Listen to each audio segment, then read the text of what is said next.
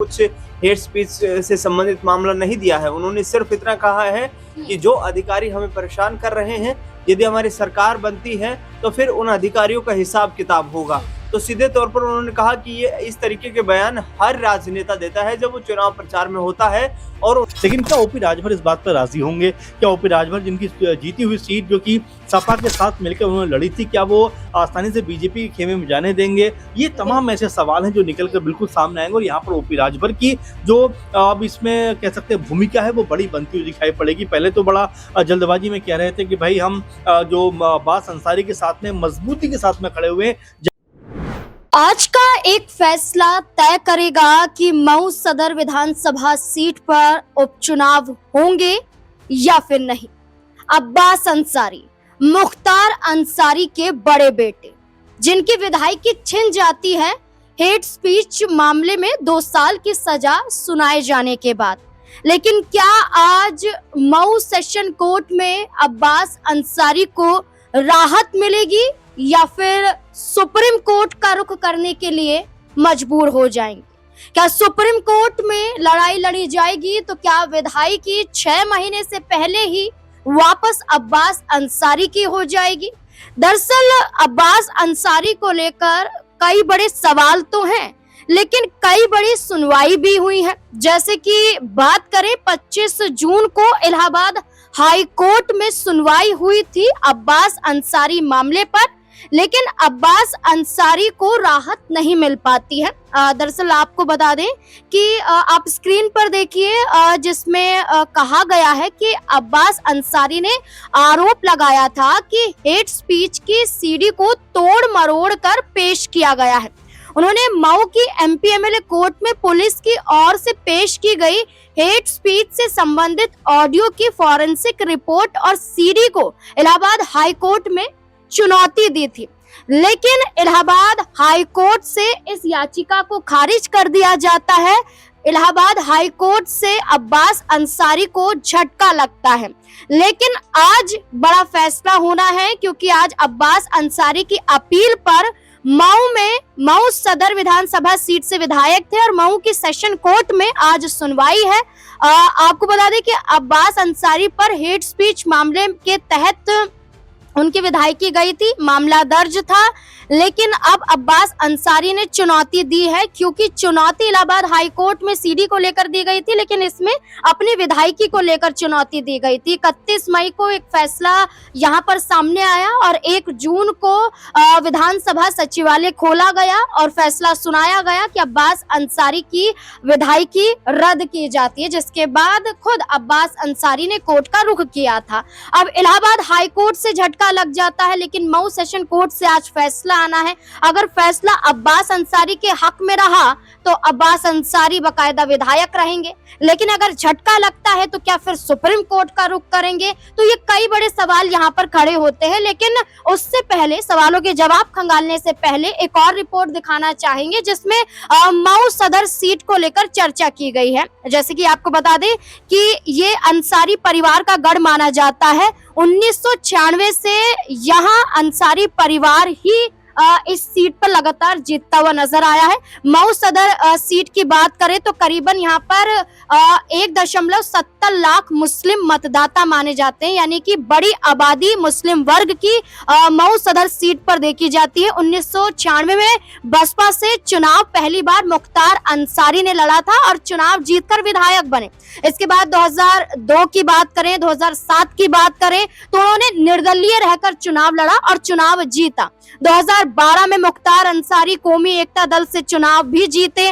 2017 के चुनाव में उन्होंने फिर बहुजन समाज पार्टी का दामन थामा, उससे चुनाव लड़ा, जीता। यानी कि आप देख रहे हैं लगातार मुख्तार अंसारी चुनाव जीते। इसके बाद पहली बार चुनाव अब्बास अंसारी ने मऊ सदर सीट पर जीता, लेकिन हेट स्पीच मामले में मुख्तार अंसारी को सजा हो जाती है 2 साल की और उसके बाद मुश्किलें बढ़ती हुई नजर आती हैं।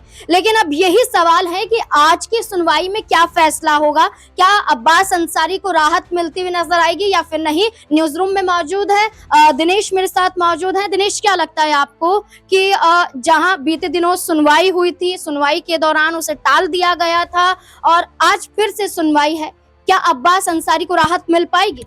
नाज़मीन देखिए, यहाँ पर ये मामला जो है बेहद पेचीदा होता जा रहा है, जी। क्योंकि अब्बास अंसारी लगातार ये कह रहे हैं, उनका पक्ष जो है, उनके जो तमाम वकील जो स्टेटमेंट्स दे रहे हैं वो ये कह रहे हैं कि अब्बास अंसारी ने ऐसा कुछ हेट स्पीच से संबंधित मामला नहीं दिया है। उन्होंने सिर्फ इतना कहा है कि जो अधिकारी हमें परेशान कर रहे हैं, यदि हमारी सरकार बनती है तो फिर उन अधिकारियों का हिसाब किताब होगा।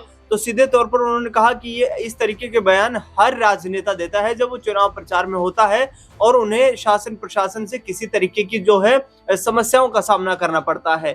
31 मई 2025 को उनका जो है निष्कासन हुआ और उसके बाद से लगातार ये कोशिशें हो रही हैं कि हाई कोर्ट से उन्हें राहत मिले या फिर उनका गुट जो है वो सुप्रीम कोर्ट जाने की बात कर रहा है। लेकिन मेरा जहां तक यहाँ इस पूरे मामले में मानना है वो ये है कि उनकी पार्टी से उन्हें समर्थन नहीं मिल रहा है।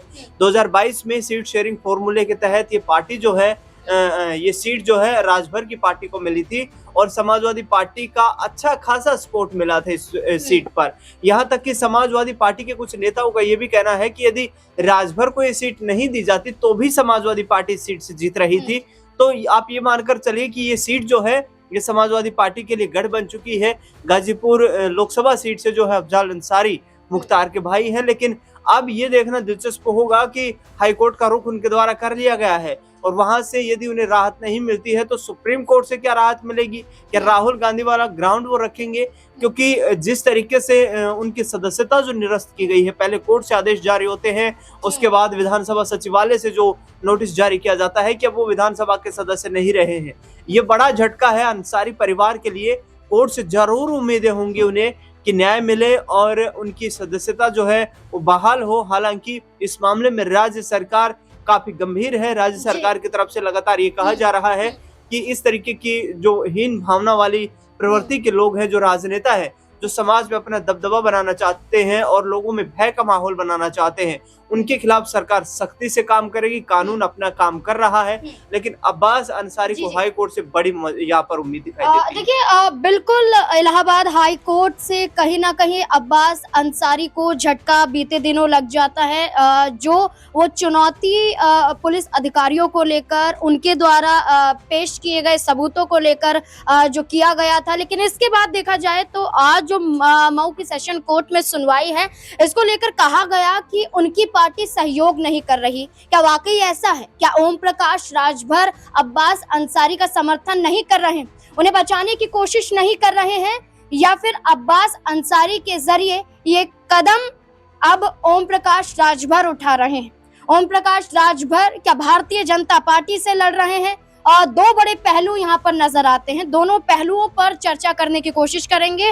अमन सर मेरे साथ मौजूद हैं। सर, जैसे कि दिनेश ने कहा कि उनकी पार्टी सहयोग नहीं कर रही है, आपको क्या लगता है कि ओम प्रकाश राजभर सहयोग कर रहे हैं तभी बीजेपी को इस सीट से चुनाव ना लड़ने के लिए कहीं ना कहीं नसीहत देते हुए नजर आती है, उनके खिलाफ उतरते हैं, या फिर वाकई ऐसा है कि अब्बास अंसारी को हटाकर बीजेपी को आगे किया जा रहा है? देखिए बिल्कुल, और मऊ सदर सीट की जो अब लड़ाई है ये बड़ी पेचीदा बनती चली जा रही है, क्योंकि सबको पता है कि आने वाले 27 के लिए तैयारी करने का या अपनी ताकत दिखाने का बेहतर मौका भी है कि अगर मऊ सदर सीट के ऊपर बीजेपी किसी तरह से अपना प्रत्याशी उतार लेती है और साथ में अगर वो जीत भी जाता है तो बीजेपी कहीं ना कहीं अपना दावा जो है वो मजबूत करती हुई नजर आएगी। लेकिन यहाँ पर अगर कहीं ओपी राजभर बड़ा खेल करते हुए नजर आते हैं कि भाई उनके बयान भी ऐसे लग रहे हैं कि बीजेपी के साथ में कोई बहुत ज्यादा मजबूत बॉन्डिंग अब दिखाई नहीं पड़ती, और ये भी कहा जा रहा है कि हो सकता है 27 से पहले कहीं ना कहीं जो ओपी राजभर है वो अपना स्टैंड भी बदलते हुए दिखाई पड़े। एक बात, दूसरी बात ये भी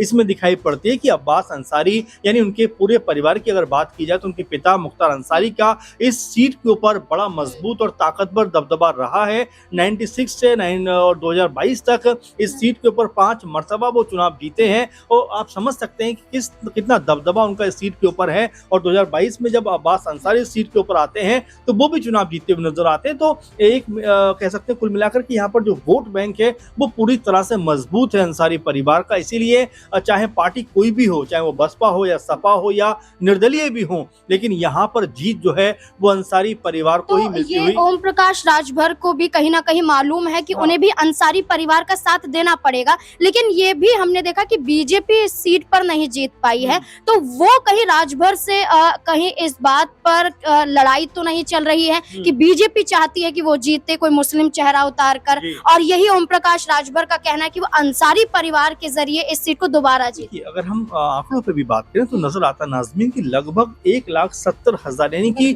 60 से 70% के आसपास जो आबादी इस सीट के ऊपर नजर आती है वो मुस्लिम आबादी नजर आती है। उसके बाद SC ST आते हैं। तो यहाँ बीजेपी भी तमाम चीजों पे निगाह बनाए हुए होगी कि भाई किसी तरह से अगर इस सीट के ऊपर अपना प्रत्याशी उतारा जाए तो एक दबदबे की जो मैं बात कर रहा हूँ पूर्वांचल में वो दिखाई पड़ सकता है। और बीजेपी जो 2024 में जख्म उसने खाए हैं उसका मरहम एक तरीके से पूर्वांचल में मऊ सदर सीट के ऊपर लग सकता है अगर वो यहाँ से चुनाव जीतते हैं तो। लेकिन क्या ओपी राजभर इस बात पर राजी होंगे? क्या ओपी राजभर जिनकी जीती हुई सीट जो कि सपा के साथ मिलकर उन्होंने लड़ी थी, क्या वो आसानी से बीजेपी के खेमे में जाने देंगे? ये तमाम ऐसे सवाल हैं जो निकल कर बिल्कुल सामने आएंगे। और यहाँ पर ओपी राजभर की जो अब इसमें कह सकते हैं भूमिका है वो बड़ी बनती हुई दिखाई पड़ेगी। पहले तो बड़ा जल्दबाजी में कह रहे थे कि भाई हम जो अब्बास अंसारी के साथ में मजबूती के साथ में खड़े हुए हैं, जहां पर भी वो लड़ाई करेंगे हम उनके साथ में खड़े हुए, लेकिन वैसा कुछ दिखाई पड़ नहीं रहा है। जहां भी नजर आते हैं अब्बास अंसारी अकेले नजर आते हैं। तो क्या सिर्फ ओपी राजभर ने ये बात दिल भरने के लिए कही थी और क्या यहाँ पर कोई बड़ी रणनीति बनने वाली है? तो ये